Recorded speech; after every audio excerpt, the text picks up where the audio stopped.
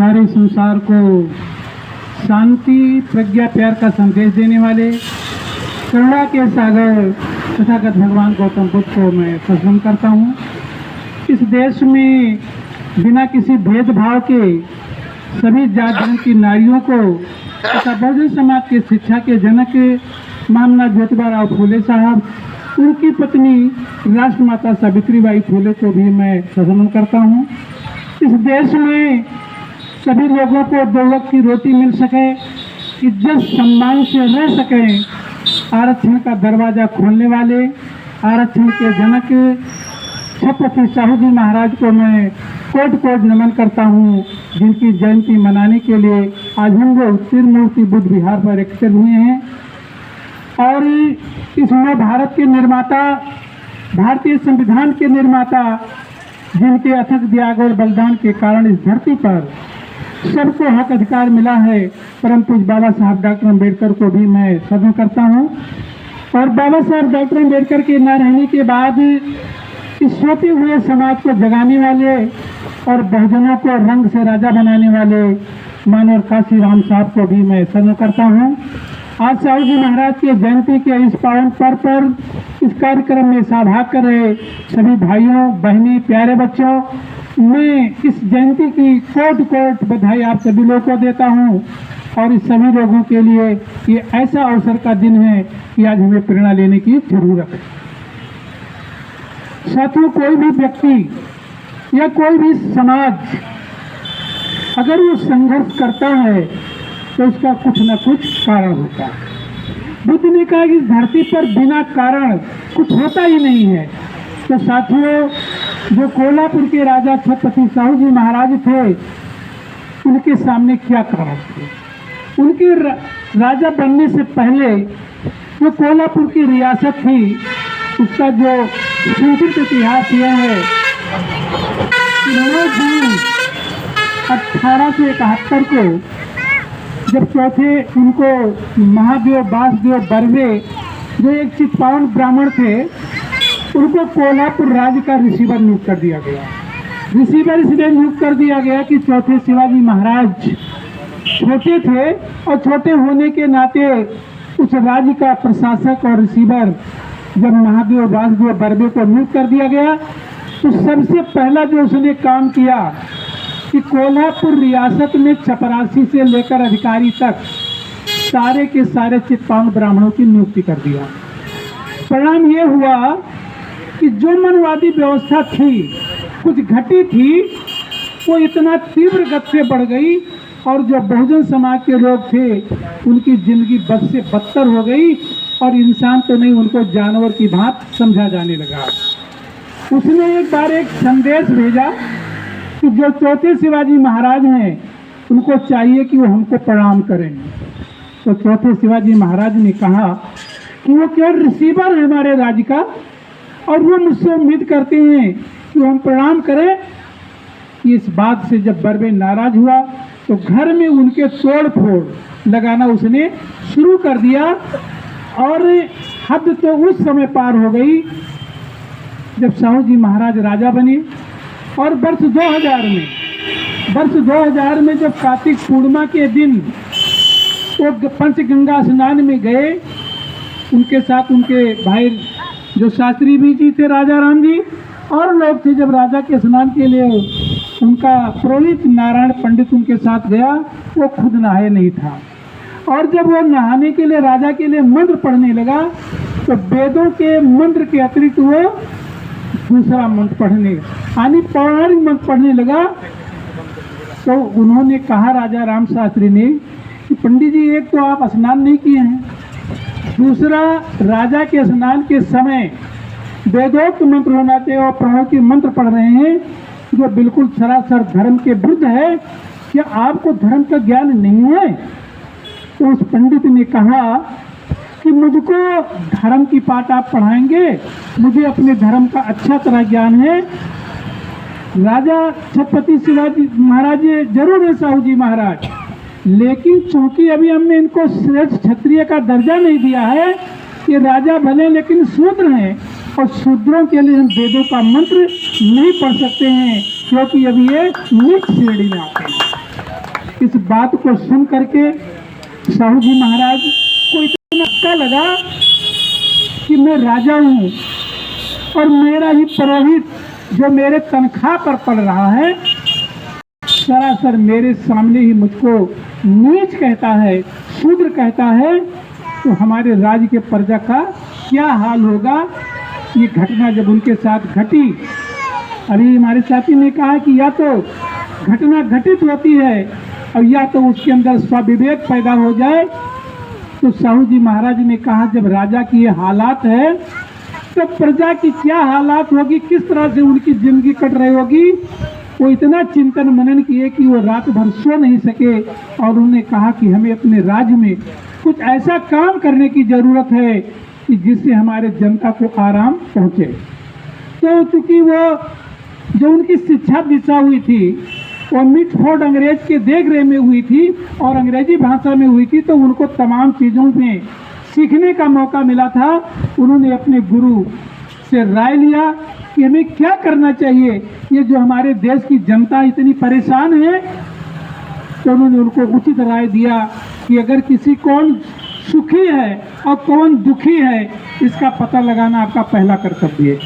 फिर उन्होंने सिस्टम से 1901 में अपने राज्य की जनगणना कराया। जो आज हमारे देश में जनगणना की चर्चा चल रही है, यह जनगणना महाराजा ने 1901 में अपने राज्य के कौन जनगणना का कि कौन हाथ पर रोटी धरकर खाता है और कौन रोटी हाथ पर धर के नहीं खाता। जब उनको ये मालूम हो गया तो साहू जी महाराज इंग्लैंड गए हुए थे। इंग्लैंड के प्रवास के दौरान 26 जुलाई 1902 को करबीर गजट में एक आदेश किया कि आदेश मेरे राज्य में जैसे पहुंचे तो हमारे राज्य में जो बहुजन समाज के लोग हैं जिनको आज तक कोई अधिकार नहीं मिला है, हम अपने राज्य में 50% का आरक्षण देते हैं। ये काम उन्होंने 26 जुलाई 1902 किया इस भारत की धरती पर। क्या मेरा मानना है पूरे विश्व में अगर ये पहला काम किसी ने किया है तो भगवान स्वरूप हमारे छत्रपति साहू जी महाराज हैं, जो न किसी जात से मतलब है और न किसी उनका धर्म से मतलब है।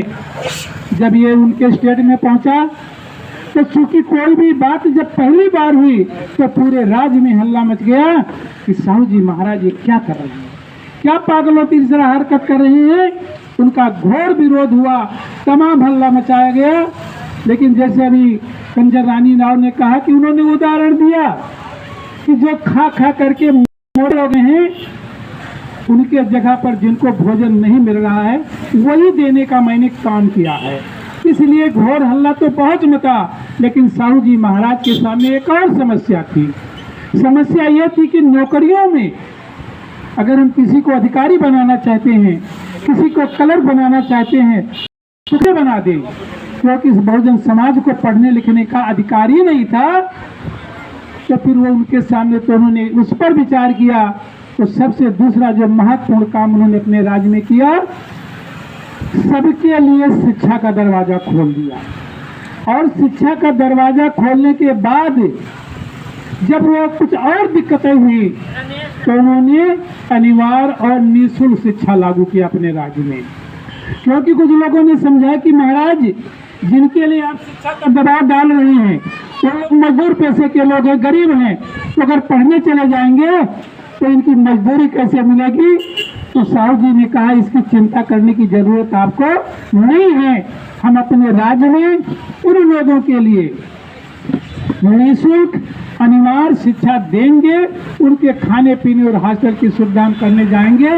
इस बात को साथियों की इतने दिनों के बाद अगर किसी ने नोटिस लिया तो आज से 10 साल पहले वो भारत में बामसेब ने सरकार से मांग किया था कि हमारे देश में सभी बच्चों के लिए बिना किसी भेदभाव के, वो चाहे किसी जात धर्म के हों, वन रूप, one education, one dress, hostel सुविधा होना चाहिए। यानी सारे बच्चों का यूनिफॉर्म एक हो, सारे बच्चों का सिलेबस किताबें एक हो, हॉस्टल हो, एक ही प्रकार का भोजन हो। तो इस देश के जो गरीब के बच्चे हैं वो भी और जो अमीर के बच्चे हैं वो एक तरह से शिक्षा पाएंगे। इसके लिए लोगों ने विरोध किया। तो लोगों ने तर्क रखा कि एक जिले का जिला जज है, एक डीएम है, उसका लड़का कार से पढ़ने जाता है और चपरासी का लड़का पैदल और साइकिल से जाता है, तो फिर समानता कैसे? यही नहीं है।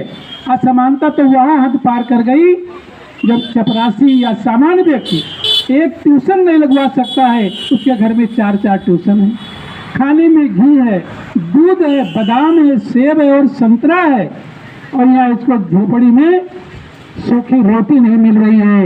इसलिए उस देश को अगर आगे बढ़ाना है, मजबूत बनाना है, तो साहू जी के रास्ते को फॉलो करते हुए, मानते हुए आपको इस देश में एक समान, एक सिलेबस सबको शिक्षा देने का काम किया, जिसका रास्ता साहू जी महाराज ने दिखाने का काम साथियों किया। ये महान काम किया। इसके बाद जानते हैं कि ढोंग ढकोसला, छुआछूत, ऊंच नीच तो इतनी व्याप्त थी। साहू जी महाराज का काल तो उस समय था 20वीं शताब्दी में, जब हम लोग छोटे थे, तो पिताजी वगैरह बताते थे कि अगर पछुआ हवा चल रही है तो कोई भी गैर ब्राह्मण, अगर शूद्र समाज का आदमी पक्षों से किसी ब्राह्मण के घर नहीं गुजर सकता था, क्योंकि उसके हवा से छूट लग जाती थी। और पेशवा बाजीराव ने तो उस समय हद पार कर दिया था कि जब उसने अपने आदेश करके कहा था कि शूद्रों को सड़कों पर सरकारी चलना मना है, अगर वो चले भी तो गले में हाड़ी और कमर में झाड़ू बांध कर चले। लेकिन साथियों, साहू जी महाराज का साथ देखिए, तो जो वो कहते थे उसका प्रयोग करते थे। आप जानते हैं कि साहू जी महाराज ने, अभी माननीय डॉक्टर बबलू ने क्या कहा, एक मातन जात वहाँ होती थी जो सबसे नीच जाति मानती थी, उसका उन्होंने अपना पैसा दे करके होटल खुलवा दिया। होटल खुलवा दिया तो लोगों ने कहा जिसके परछाई से लोग नफरत करते हैं उसकी दुकान पर चाय कौन पिएगा।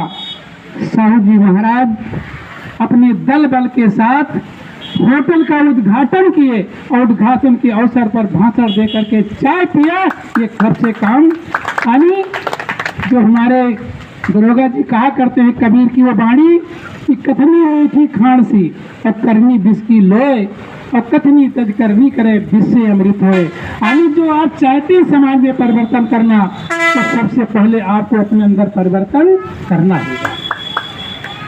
इस महान संरक्षक ने इतने नहीं गिरे, उन्होंने अपने राज्य में उन बस्तियों में जाने का काम किया जहां पर लोग गरीब रहते थे, जो कि झोपड़ियों में रहते थे। और साहू जी वहां जाने के बाद कहते थे लाइए भाई पानी पिलाइए। लोग डर जाते थे कि एक तो हम ऊंच जाति के हैं, हमारे घर में बर्तन भी नहीं है, मिट्टी का बर्तन है, और हम राजा को पानी कैसे पिलाएं। तो साहू जी कहते थे जो भी बर्तन तुम्हारे पास है उसमें हम पिए। जो सोने चांदी के बर्तन में खाना खाने क्यों वो चाहते थे, और जब पानी पीते थे तो अपने मंत्रियों से, सुरक्षागार्डों से और जो उनके सेवक थे कहते थे कि भाई उनका शरीर और मेरा शरीर एक समान है, जिस हाड़ मांस से मैं बना हूँ उसी हाड़ मांस से ये बने हैं। न कोई छोटा है, न कोई बड़ा है, न कोई ऊंचा है और न कोई नीचा। ऐसा कौन कर सकते? आज भी हम अपने समाज में देखते हैं, अगर थोड़ा कोई का पीता हो तो दूसरे जात की तो बात छोड़ दीजिए, अपने ही जात के आप पानी नहीं पीते हैं तो कहते हैं पूर्विया चमार हैं, हम तो चौहा हैं, वो दक्षिणाया हैं, वो उत्तराहा हैं। क्या ऐसे लोग बुद्ध के रास्ते चलते हैं? वो बहुजन समाज में पासी कहता हम बहुरासी हैं, वो कहते हम गुर्जर रासी हैं। तो साथियों उसे क्यों कहते हैं? क्योंकि उसे अपने महापुरुषों का इतिहास पता नहीं है। अपने महापुरुषों के इतिहास को फॉलो करना पड़ेगा। और जब छत्रपति साहू जी महाराज ने सुना कि देश में डॉक्टर अम्बेडकर ऐसे व्यक्ति हैं जो पूरी दुनिया में सबसे बड़े